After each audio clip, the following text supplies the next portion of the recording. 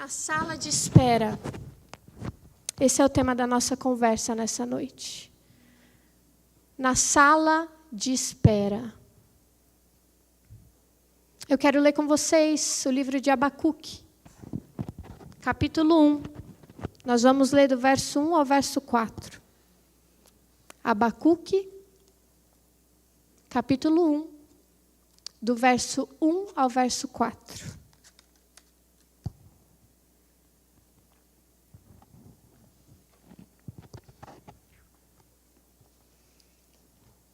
Olha o que a palavra do Eterno nos diz.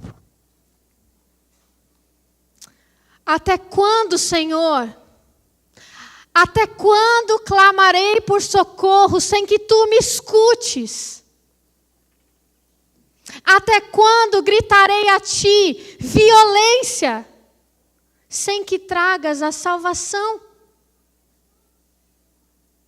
Por que me fazes ver a injustiça e contemplar a maldade?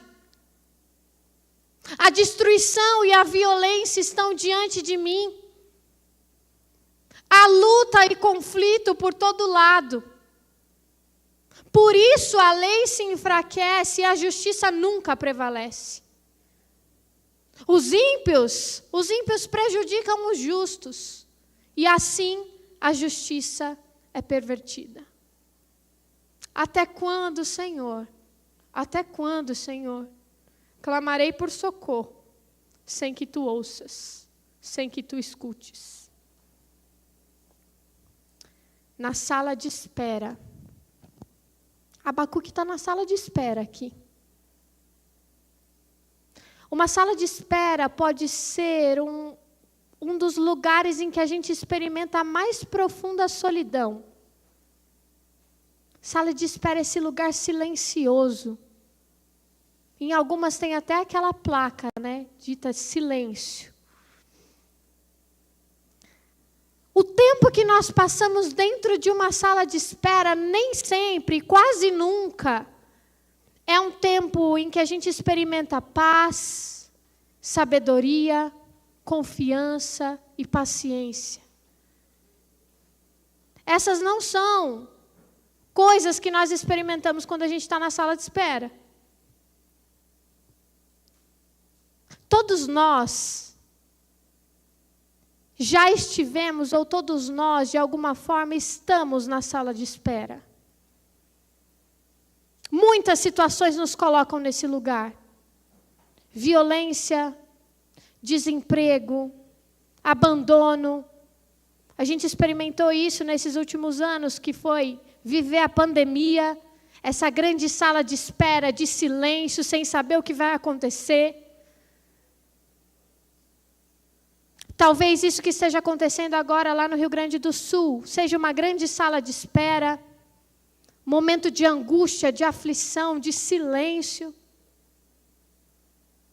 São esses momentos que as coisas ao nosso redor, elas param de fazer sentido.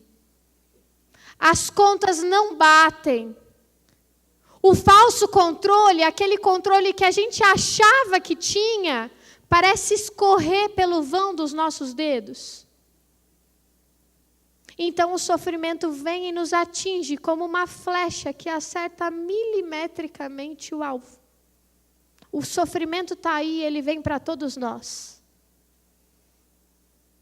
Então, nesse sentido, queridos, a sala de espera é esse lugar de incerteza. É a casa das dúvidas. É a cama do coração desesperançado, da indignação diante das injustiças que nós experimentamos e das injustiças que nós também vemos os outros ao nosso redor experimentar. E, curiosamente, são nesses momentos que a gente escuta algumas frases como essas.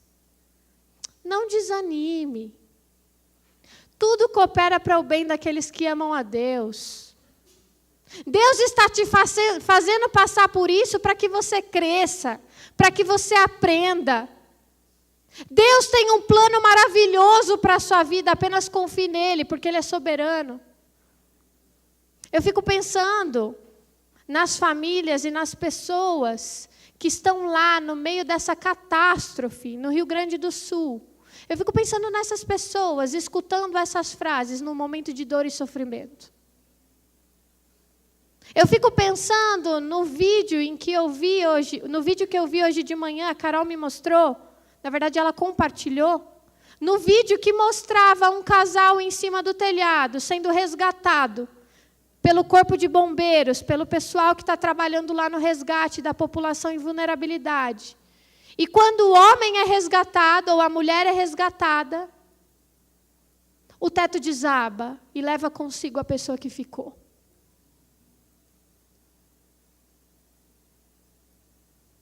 Silêncio. Silêncio.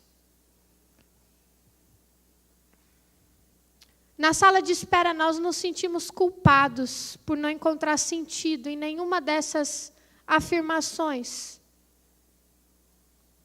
Não faz o menor sentido dizer que tudo coopera para o bem daqueles que amam a Deus, quando eu acabo de ver a pessoa que eu amo perder a vida. Fica difícil de entender por que é que Deus nos deixa no meio do silêncio por tanto tempo. Fazendo, inclusive, com que essa bondade que nós cantamos aqui, que as crianças cantaram, a bondade de Deus seja uma realidade muito difícil de ser compreendida. Como pode um Deus bom permitir que algo assim aconteça? São esses questionamentos que passam no meu coração e que passam no coração de vocês também, eu tenho toda certeza.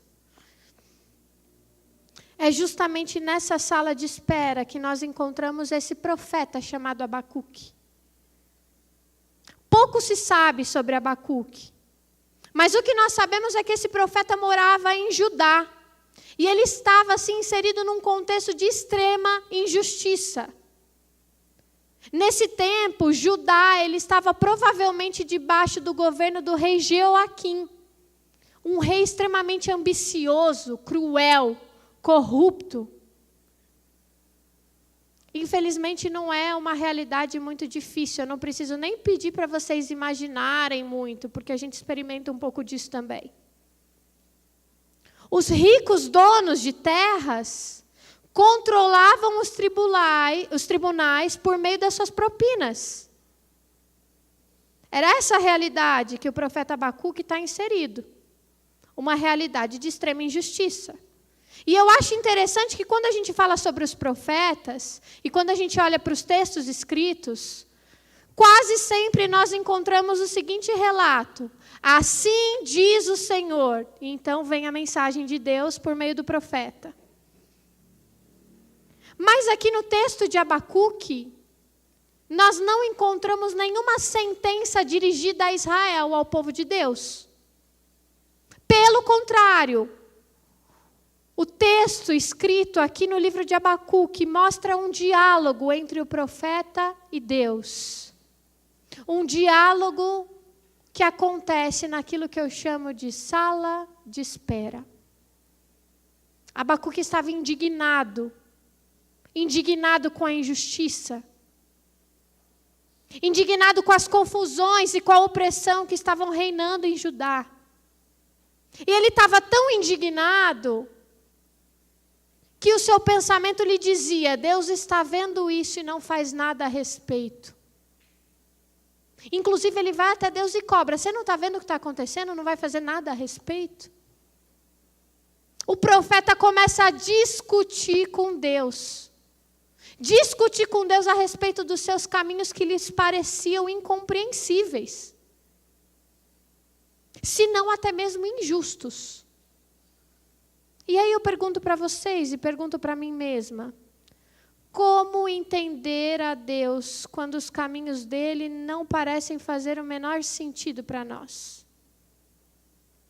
Como entender a Deus quando os caminhos dele não parecem fazer o menor sentido para nós? O fato é que a partir desse texto e dessa conversa, nós podemos perceber que é na sala de espera que nós somos levados do desespero à confiança. É na sala de espera o lugar em que nós somos levados do desespero à confiança. Nesse momento em que nós não entendemos a Deus. Nesse momento em que os caminhos de Deus não fazem o menor sentido. Nesse momento em que nós temos a sensação de que Deus está vendo e não faz nada a respeito dos problemas que nós enfrentamos, dos problemas que o mundo enfrenta. Deus nos leva do desespero à confiança quando nós nos aproximamos dele em lamentação.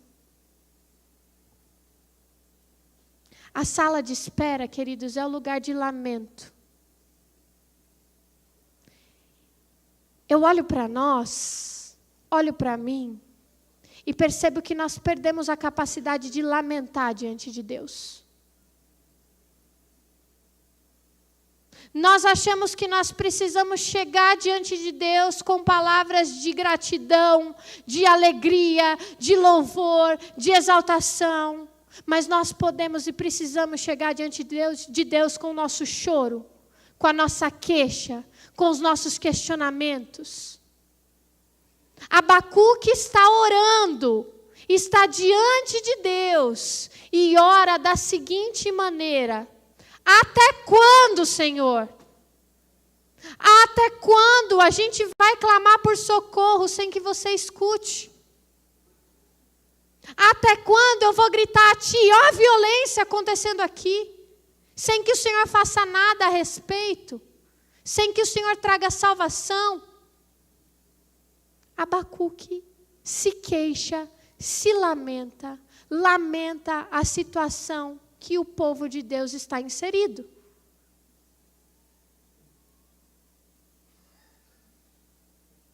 Se nós queremos entender os caminhos de Deus para nós, nós precisamos aprender a nos aproximarmos de Deus nessa oração que eu cantei aqui agora. Sabe aquela oração que as palavras somem? E que tudo que você tem são lágrimas? E que tudo que você tem é tristeza, angústia, dor, sofrimento? Nós precisamos aprender a nos aproximarmos de Deus em lamentação. E depois que Abacuque lamenta diante de Deus e questiona a Deus, Deus então responde para Abacuque assim: Abacuque, eu estou lhes trazendo disciplina. Eu vou resolver essa situação. Eu estou trazendo os babilônios, nação cruel e impetuosa, que marcha por toda a extensão da terra que não lhe pertence. Ou seja, além deles já estarem enfrentando uma situação de muita violência, de muito sofrimento, de muita angústia, Deus então diz: calma, eu vou resolver essa situação. Eu estou olhando para vocês. Eu estou vendo e me compadecendo do sofrimento de vocês. Eu estou lhes educando. Eu estou lhes disciplinando. Eu estou lhes ensinando. E eu vou trazer agora uma nação cruel e impetuosa para continuar esse ensinamento. Sabe quando você está com um problema e aí você recebe uma mensagem, um e-mail e fala: nossa, tomara que seja algo bom. E vem outro balde de água fria? Mais um problema para você juntar ao monte de problemas que você já está lidando? E é interessante porque Abacuque responde a Deus assim: como assim, Senhor? Como assim, Senhor? Como você está trazendo a Babilônia para disciplinar Israel, o teu povo? Os teus olhos são tão puros que não suportam ver o mal, mas pode tolerar a maldade, então por que tolera os perversos? O Senhor não pode tolerar a maldade, então por que tolera os perversos? Por que você fica calado, Senhor, diante da impunidade? É quase como se ele dissesse: o Senhor está de brincadeira comigo. É pegadinha? É o quê? O Senhor só pode estar de brincadeira com a gente. Quer trazer um povo que é pior do que nós para nos ensinar algo. Não tem coisa pior do que alguém que você considera assim ruim em determinado aspecto querer te ensinar sobre aquilo que a pessoa não sabe fazer. mais ou menos isso que está acontecendo aqui. E Deus conta então para Abacuque que vai usar os babilônios para disciplinar Israel, mas que também vai discipliná-los. E eu percebo aqui, queridos, nesse diálogo entre Deus e Abacuque, um movimento importante. Na sala de espera nós precisamos lamentar. Nós não precisamos chegar a Deus com uma oração de ação de graças. Nós podemos e devemos também chegar a Deus em lamentação.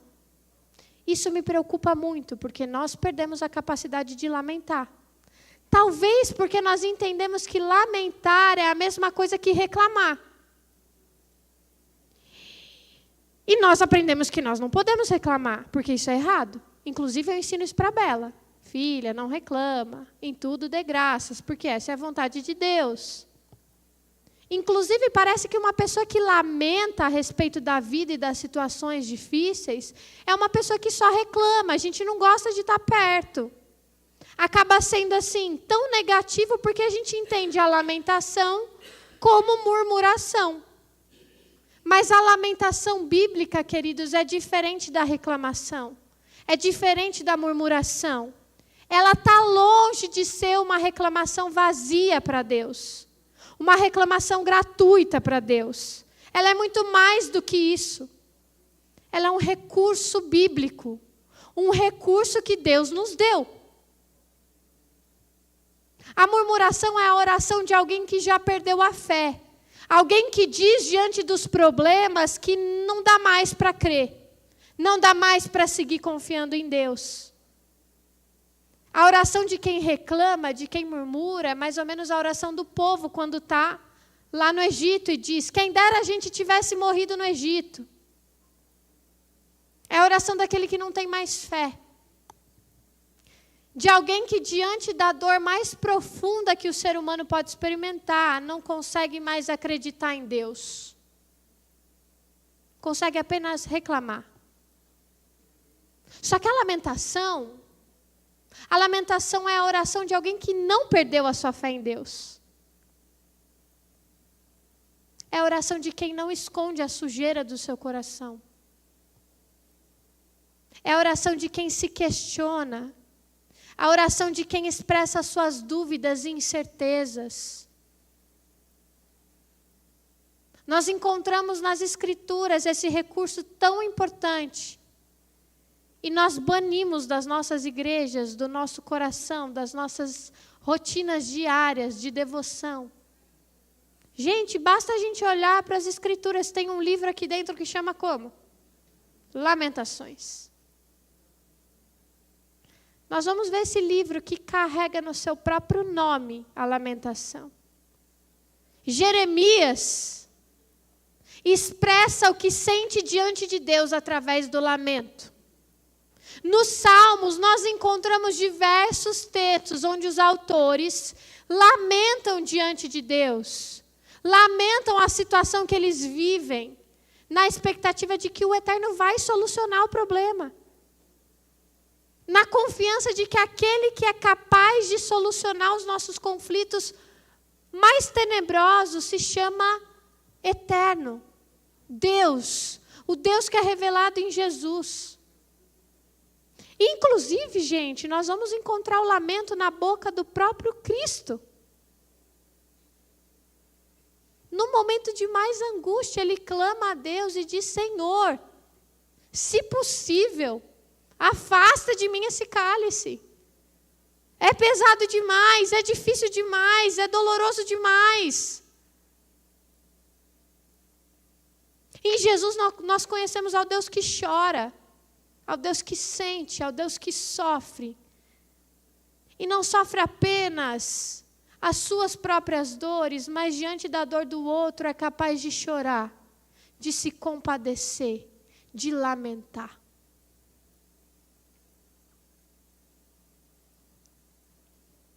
Na sala de espera, no desespero, na tristeza, nessa circunstância de incompreensão da bondade de Deus, nós temos receio de orar em lamento.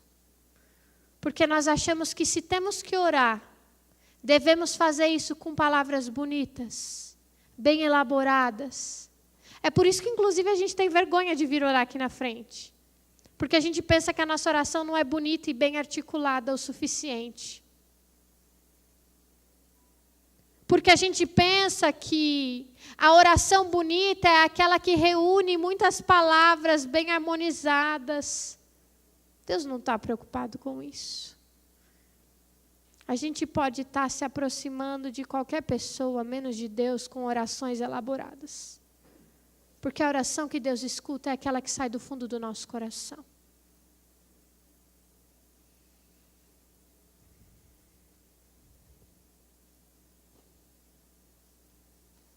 Quando a gente não tem dificuldade de se aproximar de Deus, com toda essa bagunça, essa incerteza, esse sofrimento, então nós vamos nos deparar com outra realidade. Deixa eu reorganizar. De duas, uma.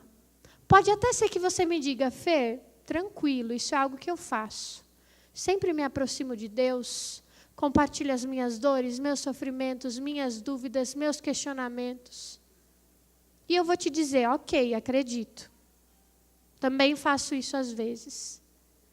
Mas, além de termos dificuldade de nos aproximarmos de Deus em lamento, diante das nossas próprias injustiças, as injustiças que nós sofremos, nós temos dificuldade de nos aproximarmos de Deus em lamento quando a injustiça é o outro que sofre. Parece que quando é na minha pele é mais fácil de eu me lançar diante de Deus e pedir socorro. Mas quando a injustiça, a dor, o sofrimento atinge o outro, não preciso. Continuo orando a Deus com ações de graças. Obrigado, Senhor. Não estou dizendo que a gente não pode agradecer, longe disso.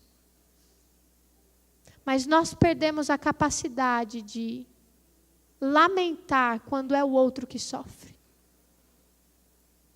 Eu não posso sofrer, mas se o outro sofre, paciência, coisa da vida.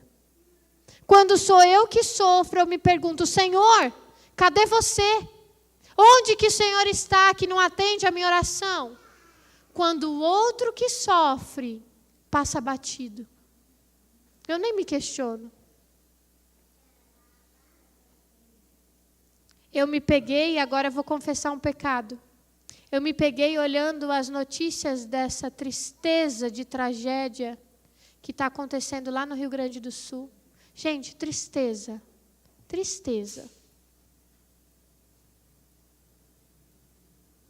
Faz um exercício apenas. Se coloca assim no lugar de uma pessoa que passou a sua vida inteira numa cidade e do dia para a noite perde tudo que tem. Não perde só sua casa, suas roupas, seus eletrodomésticos. Não perde só o lugar de serviço, as suas empresas inundadas, sei lá quando que vai voltar a operação. Perde também seus filhos, seus amigos, seus pais. Eu estava deslizando o dedo, que é o que a gente faz, deslizando o dedo no celular e olhando o meu Instagram. E cheguei um momento a pensar assim, meu Deus, só tem essa notícia. Quero ver outra coisa, quero ver meme. Tem uma coisa para eu ver de engraçado? A gente se acostuma tanto. É tão normal ver o outro sofrendo que a gente não se compadece mais. A gente não sabe fazer como Abacuque, que diante da violência se indigna. E muitas vezes nós não só vemos as pessoas sofrendo violências, injustiças, porque isso que eles estão sofrendo é violência e injustiça. Não, não é natural o que está acontecendo. É causado pelo nosso egoísmo. Não foi assim que Deus criou as coisas. Vocês não acham estranho que tantas catástrofes ambientais estejam acontecendo? Isso acontece por causa do nosso egoísmo. Do nosso estilo de vida que é, o que eu posso conquistar para mim? O que eu posso conquistar para mim? O que eu posso conquistar para mim? Um estilo de vida que não tem nada a ver com o que Jesus Cristo nos convida a viver. E aí, quando a gente olha para essa injustiça, o nosso coração não sente nada. E quando sente, sente por 5 minutos, depois vida que segue. Eu me peguei nesse lugar.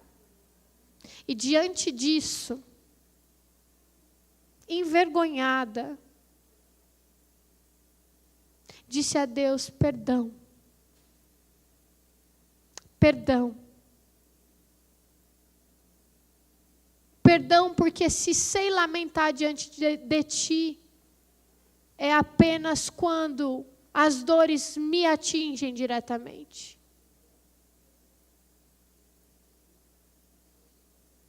Deus nos chama, queridos, para que a gente tenha compaixão. Não só de nós mesmos, porque precisamos ter compaixão de nós mesmos. Mas Deus nos chama para que a gente esteja tão atento ao outro, que a dor que atravessa o outro também chegue a nós. E nos movimente, nos leve a esse lugar da oração. Sabendo que aquele que pode responder às nossas dúvidas, trazer luz à nossa escuridão, aquele que pode trazer esperança ao nosso coração desesperançoso, tem nome, é Jesus Cristo de Nazaré. Charles Spurgeon diz assim: converta em oração tudo aquilo que te traz preocupação. E a minha oração é que não apenas os seus problemas te preocupem, que não apenas as suas dores te preocupem, que não apenas as suas finanças te preocupem, que o problema que o outro enfrenta, seja no Rio Grande do Sul, seja sentado aí do teu lado, te leve a esse lugar da oração. A oração daquele que se coloca diante de Deus, em lamento, porque acredita que o único que pode trazer ordem ao caos, o único que pode trazer vida no meio da morte, o único que pode trazer esperança no meio da desesperança, é Deus. E depois dessa oração tão bonita, parece feia, mas essa oração tão bonita de Abacuque, essa oração de lamento, nós temos uma das mais belas declarações de confiança em Deus. Eu tenho certeza que vocês conhecem esse texto. Ainda que a figueira não floresça, que não haja frutos na videira. Todo mundo conhece esse texto, a gente não conhece o texto que vem antes disso. Inclusive, quando a gente escuta esse texto, a gente se sente culpado, né? Poxa, que fé é essa? Que fé é essa desse profeta que, diante de tantas adversidades, tudo que consegue é dizer, ainda que a figueira não floresça. Mas isso não é tudo que ele consegue dizer. Tem o que veio antes. Se nós queremos experimentar na sala de espera, se nós queremos perceber na sala de espera Deus nos tirando do desespero e nos levando à confiança, nós precisamos primeiro nos aproximar em lamento, para que a gente possa dizer o seguinte: olha o que Abacuque diz. Eterno, eu ouvi o que os antepassados disseram de ti. E ouvindo tudo isso, fiquei paralisado e caí de joelhos. Ouvindo tudo isso, eu fiquei paralisado e caí de joelhos. Faz entre nós o que o Senhor fizeste entre eles. Opera entre nós aquilo que você também operou entre eles. E quando o Senhor executar algum juízo, o que é necessário, lembra-te também da tua misericórdia. Os céus resplandecem com o seu brilho. Louvores ressoam por toda a terra. A claridade das nuvens, como a aurora, se expande, se explode. Relâmpagos saem da sua mão. Que poder é esse escondido no seu punho? Ele olha em volta e as nações tremem. Montanhas antigas viram farelo, e velhas colinas desmoronam como um balão murcho.